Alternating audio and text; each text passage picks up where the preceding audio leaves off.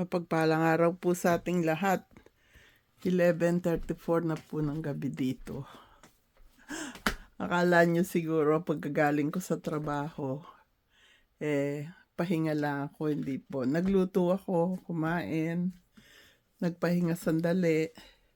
Pero bago ako pumanik sa taas, sinisiguro kong malinis itong aming kitchen. Pinupunasan ko lahat yung mga aming appliances.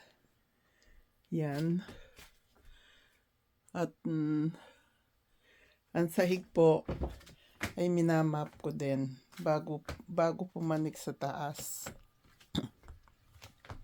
Ayan. Pati po itong powder room dito sa baba, binras ko po yan. Pati yung sink. Ayan. Pati sahig. Malinis.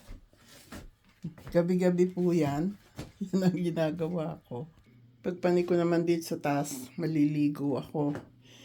Lilinisin ko din yung toilet bowl na yan. At yung bathtub. Gabi-gabi po yan. Yan. Yan. Yung tubig na yan, nakatayo po ako dyan pag naliligo ako. Yung ibang tubig, naiipon. Pwedeng pambuhos din dito sa bowl, toilet bowl. Pinaplas po yan, kaya lang sayang naman yung pinagpaliguan ko. Malinis naman eh. Ayan po, gabi-gabi yan ang trabaho ko. Dito sa kitchen namin, sinisiguro kong malinis din para walang ipis.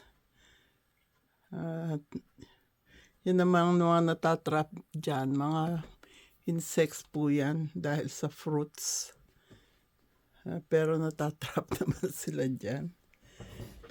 Para masiguro ko lang na walang ipis at mga mababait. Wala na po mababait dito sa amin. Na-terminate na sila. Kaya okay na. Huwag niyo pong kalilimutan ang ating live stream. Itong sink, nilinis ko rin yan. Gabi-gabi po yan bago ako pumanik sa taas. Minsan natutulog ako 12:00 na. Gigising ako ng 5 o'clock. Magre-ready sa trabaho. Kaya huwag niyo pong kalilimutan yung ating live stream. 8 a.m. Saturday, Philippines time. Okay po. God bless us all.